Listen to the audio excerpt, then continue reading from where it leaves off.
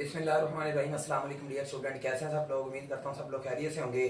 बच्चों, आज का जो हमारा टॉपिक है जिसको हमें डिस्कस करना है, आज हम एक नया चैप्टर शुरू करने जा रहे हैं। First year biology chapter number 3 enzymes वाला चैप्टर है। इसको हम आज इंशाल्लाह डिस्कस करेंगे, इसका इंट्रोडक्शन करेंगे और बाकी इंशाल्लाह फिर बाद में देखते रहेंगे। अगर हम बात करें इंजाइम की, तो इंजाइम दो लफ्ज़ हैं इसकी। अगर इटाइमोलॉजी की बात करें, अगर इसका आप कह लें, इस लफ्ज़ का मतलब देखें तो एक है इन और दूसरा है जाइम। तो ये दोनों ही ग्रीक वर्ड हैं। ये भी ग्रीक वर्ड है, इन भी ग्रीक वर्ड है और जाइम भी ग्रीक वर्ड है। जूमी से निकला है, इसका मतलब होता है यीस्ट। और इनका मतलब होता है, आप इन कह सकते हैं या विद इन। ये इसको सबसे पहले यीस्ट के अंदर देखा गया था, इस वजह से ये नाम रख दिया गया। अब इसकी अगर थोड़ी सी हिस्ट्री की बात करें कि जो इंजाइम की जो टर्म है, इसको सबसे पहले किस बंदे ने बताया था इसके बारे में, तो एक साइंटिस्ट था विलियम कोने। उसने इस टर्म्स को 1877 में कॉइन किया था, इसके बारे में बताया था। और अगर इंजाइम की अगर स्टडी की जाए ना, तो इस ब्रांच को क्या बोलेंगे, इसको बोलेंगे इंजाइमोलॉजी। इंजाइम की स्टडी को बोलते हैं। और सबसे पहला जो एंजाइम डिस्कवर हुआ था वो था डायास्टेज। अब ये वो एंजाइम है, आपको पता है इसका काम क्या होता है। ये मोस्टली स्टार्च को सिंपल शुगर के अंदर कन्वर्ट करता है। तो इसको 1833 में एक साइंटिस्ट था पेन, और इसने क्या किया था, डिस्कवर किया था। अब ये क्या कर रहा था, ये इस वक्त बेसिकली डिस्क्राइब कर रहा था अल्कोहल के प्रोसेस के फॉर्मेशन को, कि कैसे यीस्ट के जरिए जो अल्कोहल है वो बनाते हैं शुगर के। उस वक्त इसने इसको क्या किया था, उसके अंदर डिस्कवर किया था। एंजाइम के बारे में कुछ पॉइंट सुनते जाइएगा। आपको पता है ये बायो कैटालिस्ट है। बायो कैटालिस्ट का क्या मतलब होता है, ऐसे कैटालिस्ट जो क्या करते हैं लिविंग ऑर्गेनिज्म के अंदर जो केमिकल रिएक्शन हैं उनको क्या करते हैं, स्पीड अप करते हैं। अगर इसकी तारीफ की बात की जाए, enzymes are biocatalyst that can speed up chemical reaction without being used. अपना इस्तेमाल किए बगैर किसी भी केमिकल रिएक्शन को क्या कर देते हैं, ये स्पीड अप कर देते हैं।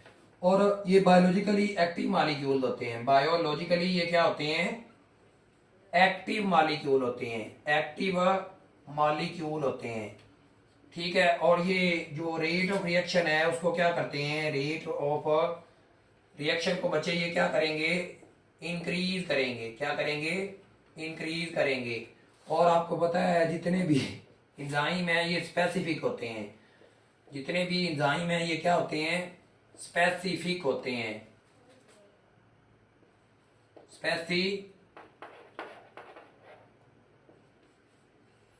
स्पेसिफिक होते हैं रिएक्शन के हिसाब से, ठीक है। इनके बगैर जो लाइफ है वो इम्पॉसिबल है। लाइफ क्या है, इम्पॉसिबल है। क्योंकि इंजाइम के बगैर रिएक्शन बड़े स्लोली कैरी ऑन होते हैं। तो इस वजह से इनके बगैर जो लाइफ जिंदगी जो है वो पॉसिबल नहीं है। क्योंकि इंजाइम किसी भी रिएक्शन को क्या करते हैं, स्पीड अप करते हैं, उसको कैटालिसिस करवाने में उसकी हेल्प करते हैं।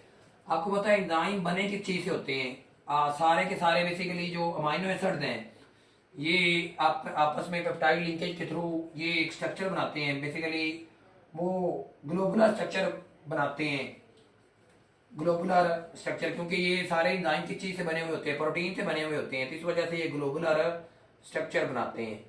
अब ये ग्लोबुलर प्रोटीन की एक टाइप क्लासिफिकेशन है। तो ग्लोबुलर और फाइब्रस दो तरह की प्रोटीन होती है। तो ग्लोबुलर प्रोटीन में भी अगर बात करें तो इस एंजाइम की जो शेप होती है, ये बात दफा प्रोटीन होती है स्ट्रक्चर के लिहाज से, प्राइमरी, सेकेंडरी, टर्शरी। तो ये टर्शरी स्ट्रक्चर होती हैं। क्या होते हैं, टर्शरी स्ट्रक्चर होते हैं। ये एमसीक्यू के लिए याद रखना है आपने। और अगर हम बात करें एंजाइम के स्ट्रक्चर को ड्रा करने की कोशिश करें कि जितने भी एंजाइम है, मिसाल के तौर पे मैं इधर एक एंजाइम का स्ट्रक्चर जो है उसको ड्रा कर देता हूँ। ये देखिएगा, मिसाल के तौर पे ये एक एंजाइम है,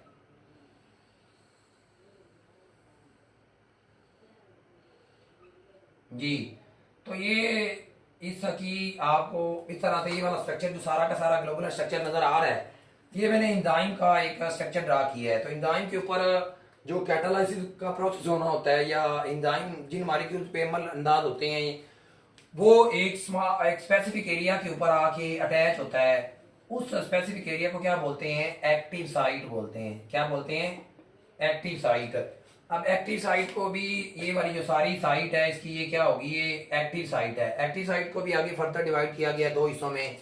इसमें एक बाइंडिंग साइट होती है जिसने क्या करवाना होता है? बाइंड करवाना होता है। और दूसरी कौन सी होती है? कैटालिटिक साइट होती है। अब कैटालिटिक साइट और बाइंडिंग साइट ये दोनों ही सबस्ट्रेट के लिए होती हैं। एक बाइंडिंग साइट ने क्या करवानी है? बेसिकली अटैचमेंट करवानी है, अटैचमेंट। और इसने क्या करवाना है? कैटालाइसिस करवाना है।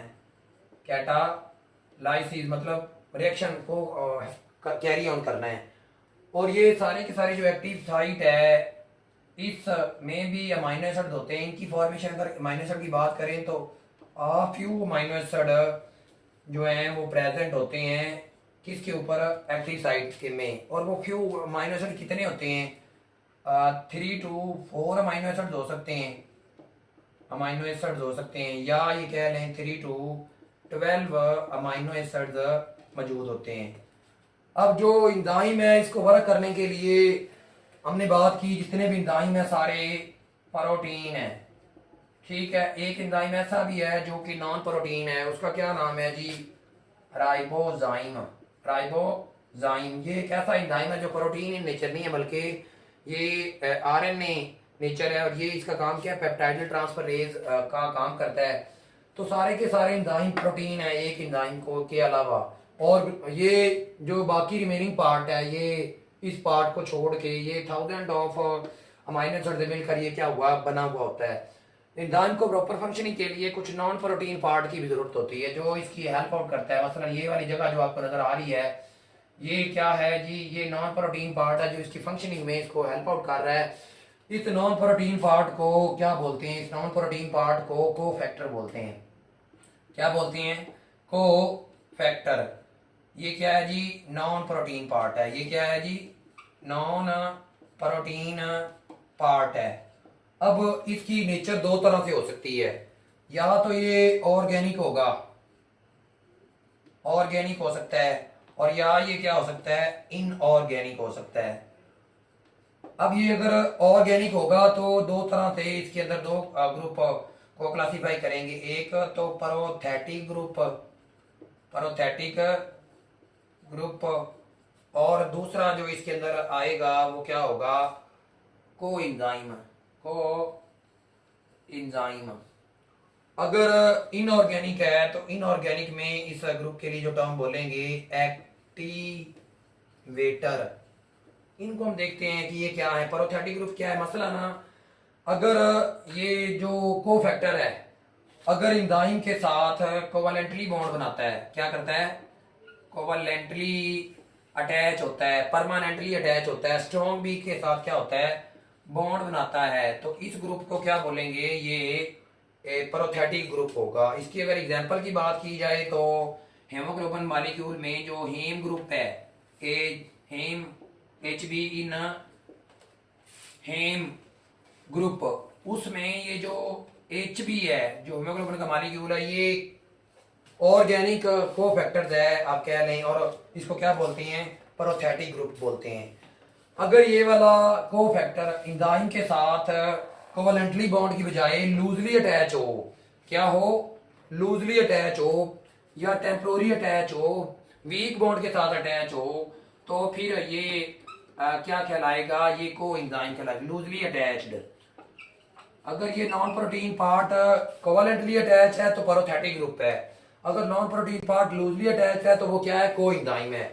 तो इसकी एग्जांपल आपने ये नाम सुने हुए हैं, ATP इसकी एग्जांपल है, ठीक है, FAD इसकी एग्जांपल है, ठीक है। उसके बाद विटामिन ये क्या है? ये इसकी एग्जांपल में आते हैं। तो एंजाइम को क्लासिफाई अगर करें तो दो तरह के एंजाइम हो सकते हैं, या तो इस प्रोथेटिक ग्रुप के अटैच होगा तो इस एंजाइम को क्या कहेंगे? जिसके साथ प्रोथेटिक ग्रुप या ये कह लें कोई एंजाइम अटैच है तो उसको उसके लिए नाम बोलेंगे, उसको बोलेंगे holo enzyme, holo enzyme, holo enzyme का मतलब होता है मुकम्मल तौर पे एंजाइम, ऐसा एंजाइम या एक्टिवेटेड एंजाइम जिसके मिसाल के तौर पे प्रोटीन पार्ट भी अटैच हो और नॉन प्रोटीन पार्ट भी अटैच हो, या या आप ये कह सकते हैं कि जो होलो एंजाइम की डेफिनेशन क्या होगी, an activated enzyme with its cofactor, क्या होगी, एन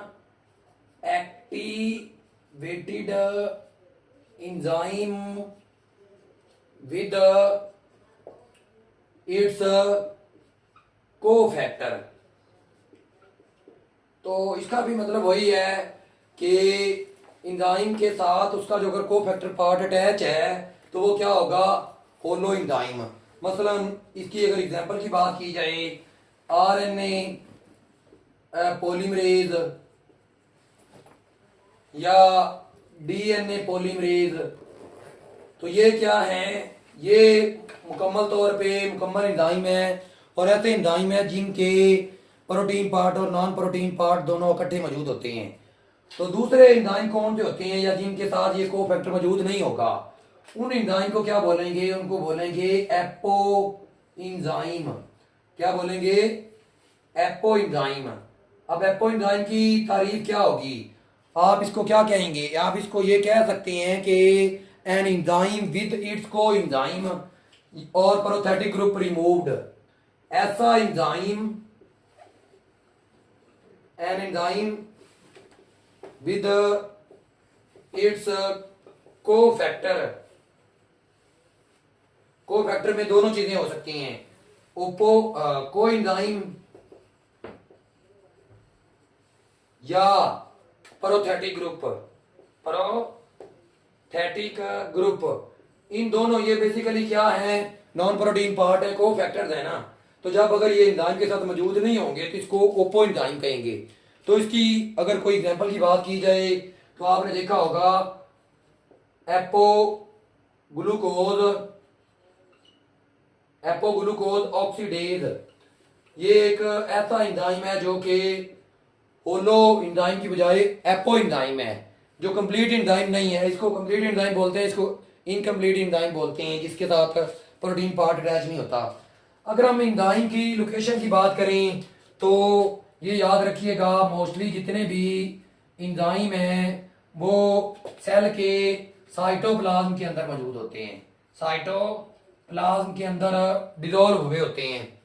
और बाज़ दफ़ा ये सेल के अंदर जो ऑर्गेनेलीज हैं ये फाउंड पाए जाते हैं सब सेलुलर स्ट्रक्चर के अंदर, ऑर्गेनेली के अंदर भी क्या होते हैं, मौजूद होते हैं। मतलब फोटोसिंथेसिस के जो एंजाइम है,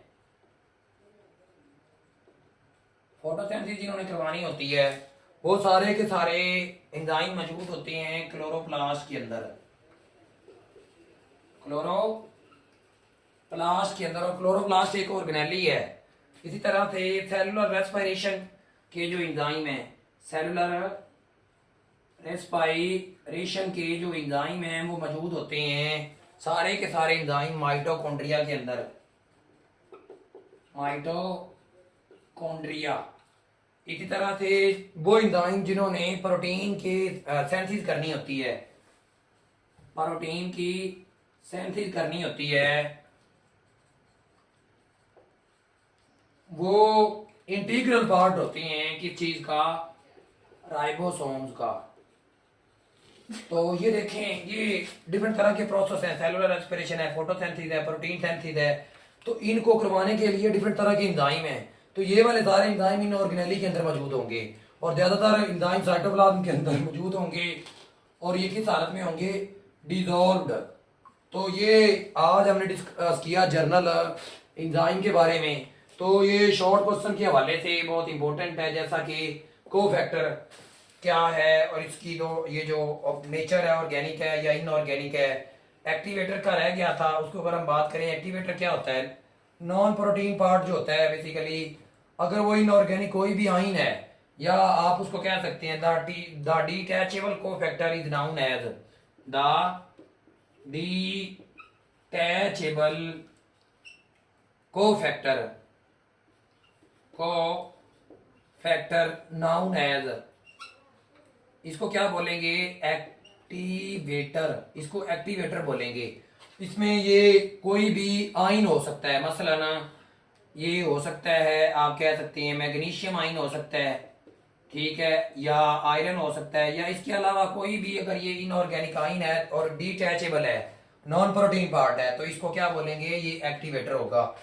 ये कोफैक्टर के कुछ फंक्शन भी हैं, वो सुन लें, इधर मैं लिख नहीं पाया, याद भूल गया था कि एक तो ये ब्रिज का काम करता है, एक क्या काम करता है, ब्रिज का, किसके दरमियान, ये सबस्ट्रेट इधर जो आके अटैच होना है, मसलन अगर ये सबस्ट्रेट है, इसने इधर आके अटैच होना है, इस दोनों के दरमियान ये ब्रिज का काम करता है।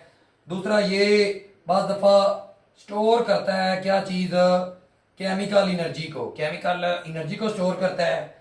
और तीसरा बाज दफा डायरेक्टली इन्वॉल्व होता है किन के अंदर, केमिकल रिएक्शन के अंदर, बाज दफा ये केमिकल रिएक्शन को भी क्या करवा रहा होता है।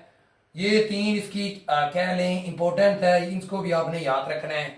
इसकी ये पैरोथेटिक ग्रुप और को एंजाइम शॉर्ट क्वेश्चन है, एक्टिवेटर शॉर्ट क्वेश्चन है, holo enzyme apo enzyme short question है, और ये एमसीक्यू के हवाले से सारा टॉपिक बहुत इंपॉर्टेंट है। तो उम्मीद करता हूँ आपने लेक्चर को बड़े ध्यान से सुना होगा। अस्सलाम वालेकुम।